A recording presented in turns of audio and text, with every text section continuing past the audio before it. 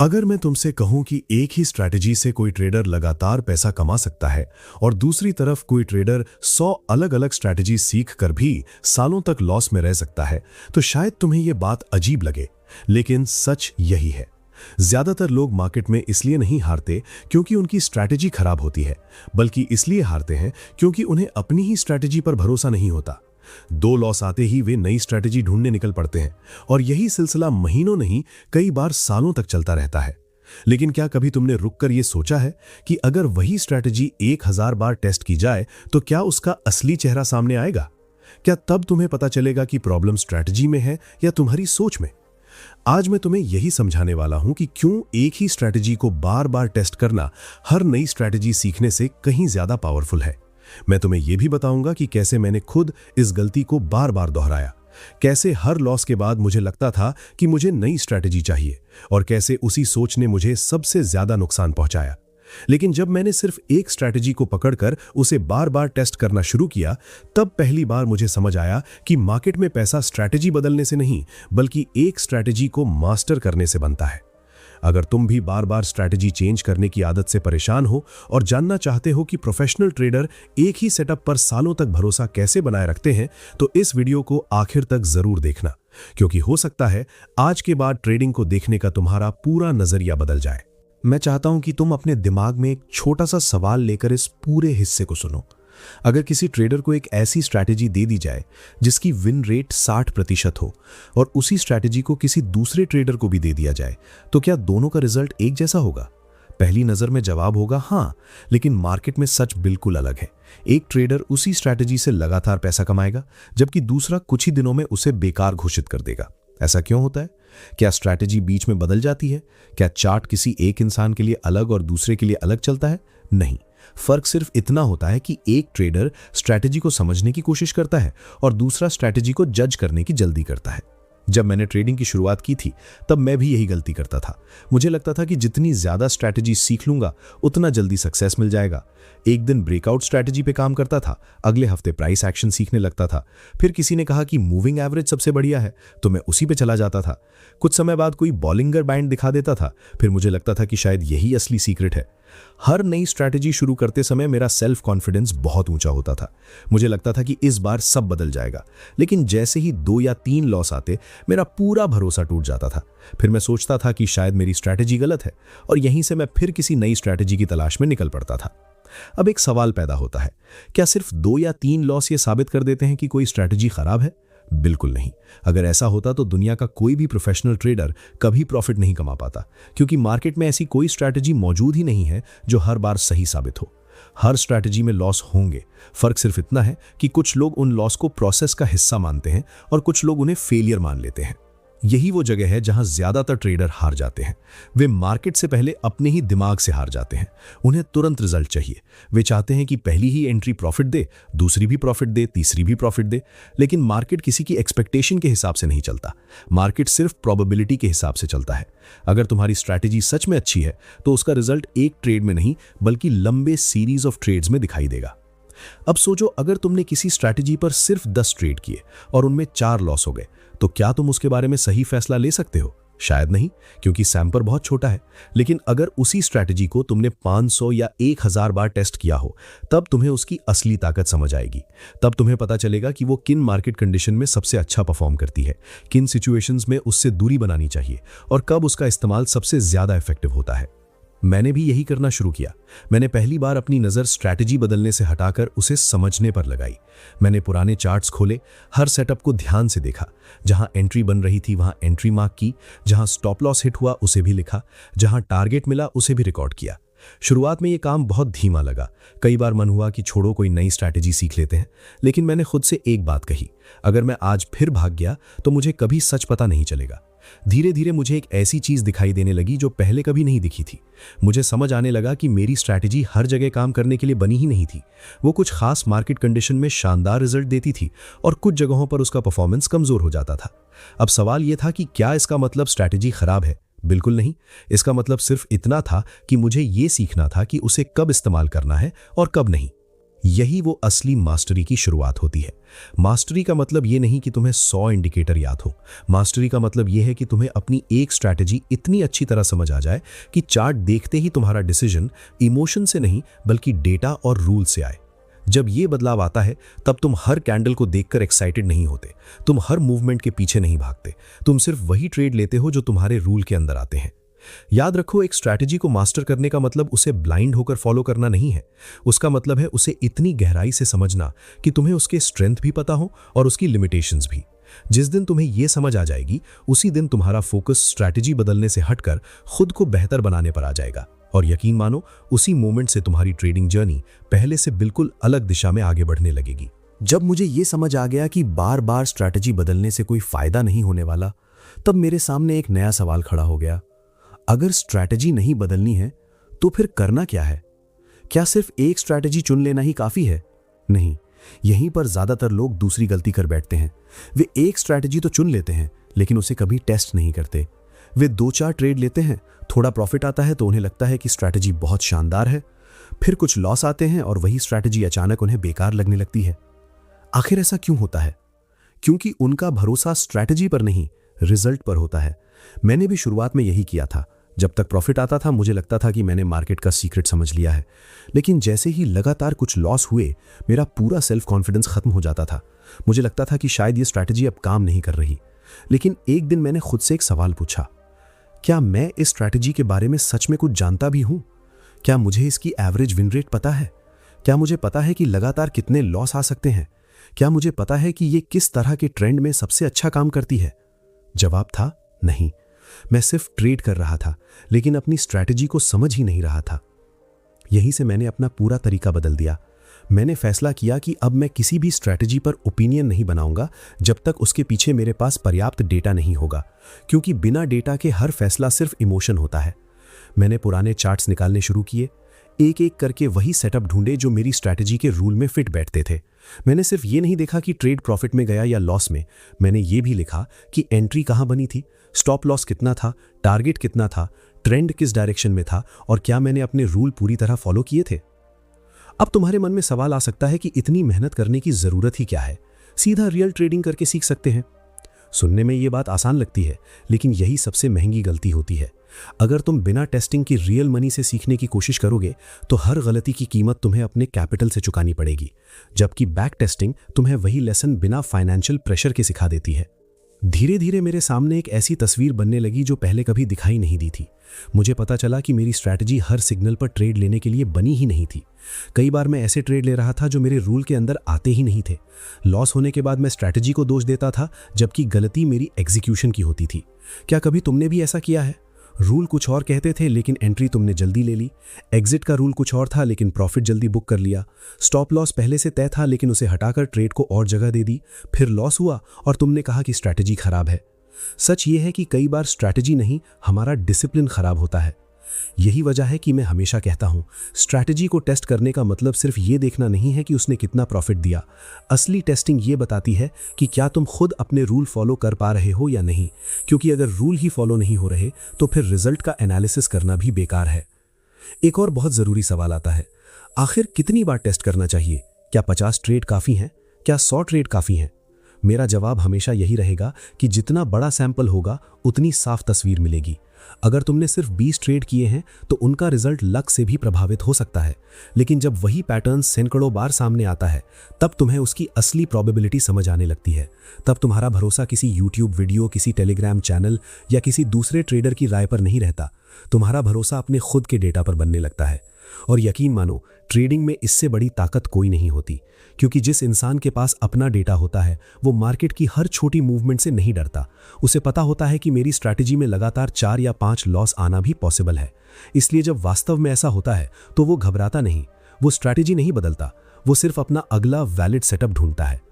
यहीं पर एक और सवाल पैदा होता है, अगर लगातार लॉस आ रहे हों तब कैसे पता चले कि प्रॉब्लम स्ट्रैटेजी में है या मार्केट कंडीशन में? इसका जवाब भी सिर्फ टेस्टिंग देती है। अगर तुम्हारे पिछले कई 100 रिकॉर्ड बताते हैं कि ऐसी मार्केट कंडीशन में ये स्ट्रैटेजी हमेशा कमजोर रही है, तो इसका मतलब तुम्हें ट्रेड कम करने हैं, स्ट्रैटेजी बदलने की जरूरत नहीं है। लेकिन अगर डेटा ये दिखा रहा है कि रूल सही फॉलो करने के बाद भी लंबे समय तक स्ट्रैटेजी की एक्सपेक्टेंसी नेगेटिव हो चुकी है, तब रिव्यू करना सही फैसला होगा। यानी फैसला इमोशन नहीं करेगा, डेटा करेगा। मैंने अपनी ट्रेडिंग जर्नी में एक और चीज सीखी। पहले मैं प्रॉफिट देखकर खुश होता था और लॉस देखकर दुखी, लेकिन टेस्टिंग ने मेरी सोच बदल दी। अब मैं ये देखने लगा कि क्या मैंने अपना रूल सही फॉलो किया। अगर रूल सही थे और लॉस हुआ तो भी मैं उसे सक्सेसफुल ट्रेड मानता था, और अगर रूल तोड़कर प्रॉफिट हुआ तो भी मैं उसे गलती मानता था, क्योंकि लंबे समय में प्रॉफिट रूल नहीं बचाते, रूल प्रॉफिट बचाते हैं। धीरे धीरे मुझे महसूस हुआ कि मैं मार्केट को पहले से अलग नजरिए से देखने लगा था। अब मेरा फोकस अगला जैकपॉट ट्रेड ढूंढने पर नहीं था, मेरा फोकस अपनी स्ट्रैटेजी को बेहतर समझने पर था। मैं हर चार्ट से कुछ नया सीख रहा था। हर एंट्री मुझे अपनी स्ट्रैटेजी के बारे में एक नया एविडेंस दे रही थी, और यही एविडेंस मेरे अंदर ऐसा सेल्फ कॉन्फिडेंस बना रहा था जिसे कोई एक लॉस और कोई एक प्रॉफिट हिला नहीं सकता था। याद रखो, जब तक तुम्हारा भरोसा सिर्फ रिजल्ट पर रहेगा, तब तक तुम हर कुछ दिनों में स्ट्रैटेजी बदलते रहोगे। लेकिन जिस दिन तुम्हारा भरोसा टेस्टिंग और डेटा पर बन जाएगा, उसी दिन तुम्हें समझ आएगा कि ट्रेडिंग में मास्टर वही बनता है जो एक स्ट्रैटेजी को बार बार दोहराकर उसके हर पहलू को समझता है, ना कि वो जो हर हफ्ते नई स्ट्रैटेजी सीखने में लगा रहता है। अब तक मैंने ये समझ लिया था कि एक स्ट्रैटेजी को बार बार टेस्ट करना जरूरी है, लेकिन फिर मेरे सामने सबसे बड़ा सवाल आया, आखिर टेस्ट कैसे किया जाए ताकि उसका रिजल्ट भरोसेमंद हो?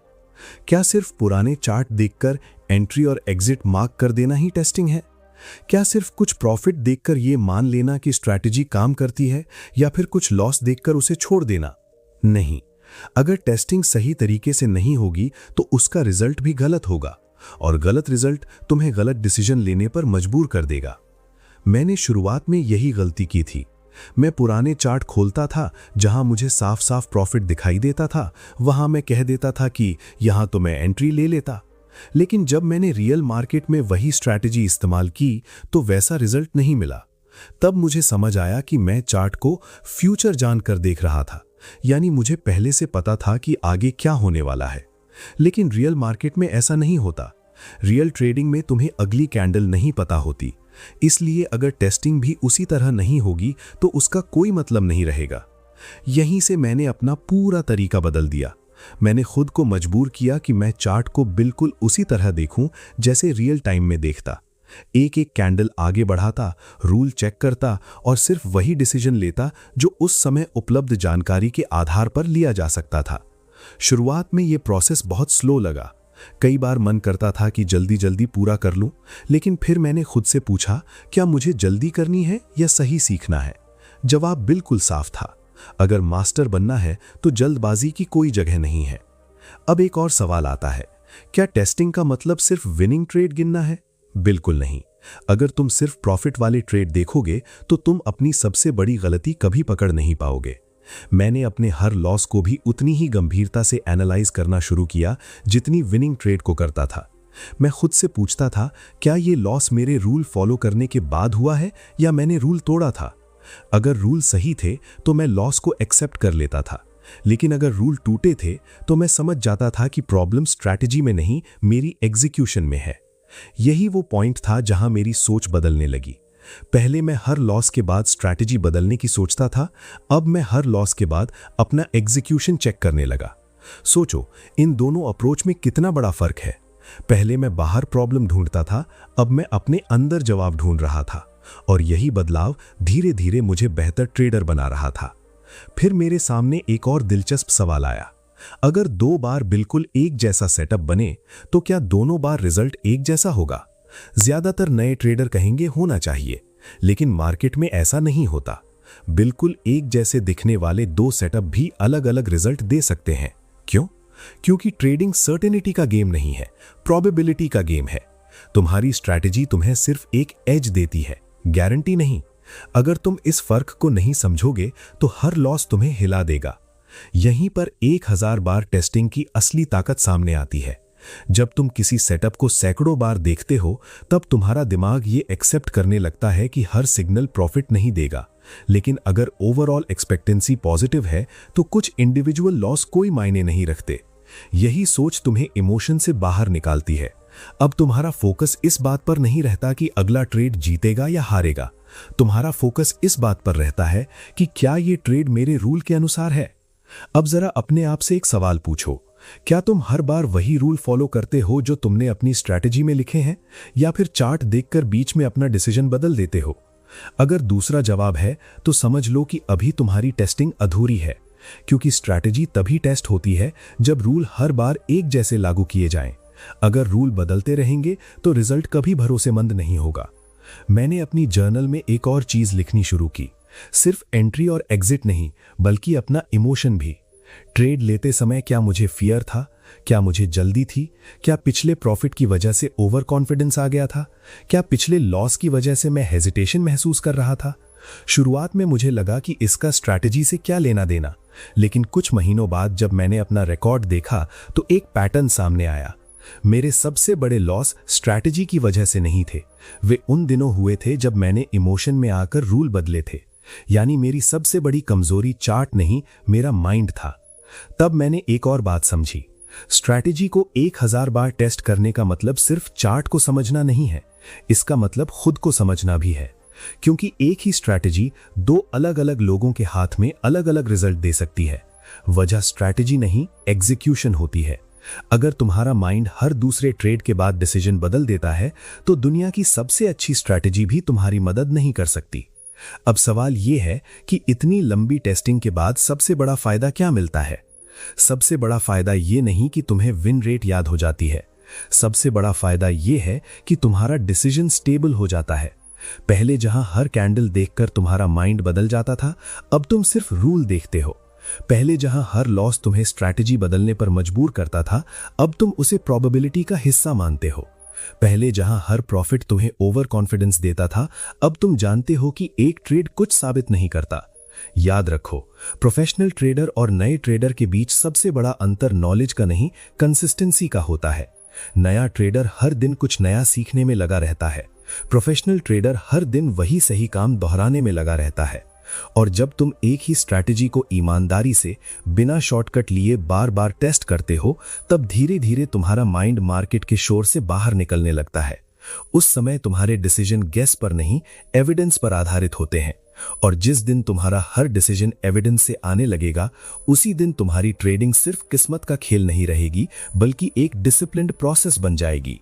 अगर आज मैं अपनी पूरी ट्रेडिंग जर्नी को एक ही वाक्य में समेटूं, तो मैं यही कहूंगा कि मार्केट ने मुझे प्रॉफिट कमाना बाद में सिखाया, पहले एक ही स्ट्रैटेजी पर टिके रहना सिखाया। जब तक मैं हर लॉस के बाद स्ट्रैटेजी बदलता रहा, तब तक मुझे सिर्फ कंफ्यूजन मिला।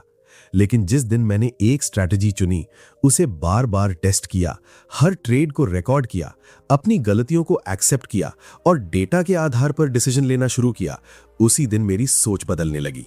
मुझे समझ आ गया कि मार्केट में सक्सेस किसी सीक्रेट इंडिकेटर या मैजिक फॉर्मूला से नहीं आती। सक्सेस उस ट्रेडर के पास जाती है जो अपने प्रोसेस पर भरोसा करना सीख जाता है। अब एक आखिरी सवाल मैं तुमसे पूछना चाहता हूं, जब अगली बार तुम्हें लगातार 3 या 4 लॉस हों, तब तुम क्या करोगे? क्या फिर से नई स्ट्रैटेजी खोजोगे, या अपनी जर्नल खोलकर यह देखोगे कि कहीं गलती तुम्हारी एग्जीक्यूशन में तो नहीं थी? अगर तुम दूसरा रास्ता चुनते हो तो यकीन मानो, तुम पहले से बेहतर ट्रेडर बनने की दिशा में बढ़ रहे हो। क्योंकि प्रोफेशनल ट्रेडर स्ट्रैटेजी नहीं बदलता, वो पहले अपना एनालिसिस बदलता है। याद रखो, एक स्ट्रैटेजी को 1000 बार टेस्ट करने का मतलब सिर्फ उसे वेरीफाई करना नहीं है, बल्कि अपने माइंड को भी ट्रेन करना है। जितनी बार तुम अपने रूल फॉलो करोगे, उतनी बार तुम्हारा डिसिप्लिन मजबूत होगा। और ट्रेडिंग में लंबे समय तक वही इंसान टिकता है जिसका डिसिप्लिन उसके इमोशन से बड़ा होता है। अगर इस पूरी लर्निंग से तुम सिर्फ 3 बातें अपने साथ लेकर जाओ, तो पहली बात यह कि किसी भी स्ट्रैटेजी पर जल्दी फैसला मत करो, उसे पर्याप्त डेटा दो, उसे अलग अलग मार्केट कंडीशन में टेस्ट करो और फिर उसका रिजल्ट देखो। दूसरी बात, हर ट्रेड का रिकॉर्ड जरूर रखो। तुम्हारी जर्नल तुम्हारी सबसे ईमानदार टीचर होती है, क्योंकि वो तुम्हें वही दिखाती है जो सच में हुआ था, न कि जो तुम याद रखना चाहते हो। और तीसरी बात, अपना फोकस सिर्फ प्रॉफिट पर मत रखो। अगर तुम हर दिन अपने प्रोसेस को थोड़ा बेहतर बनाते रहोगे, तो प्रॉफिट धीरे धीरे उसी प्रोसेस का रिजल्ट बन जाएगा। उम्मीद करता हूं कि आज के बाद तुम नई स्ट्रैटेजी खोजने में कम समय लगाओगे और अपनी चुनी हुई स्ट्रैटेजी को मास्टर करने में ज्यादा समय दोगे, क्योंकि आखिर में मार्केट उसी को रिवॉर्ड देता है जो बार बार सही काम दोहराता है। यही सोच सिर्फ ट्रेडिंग में नहीं, बल्कि जीवन के हर क्षेत्र में तुम्हें लगातार बेहतर बनने की दिशा देती है।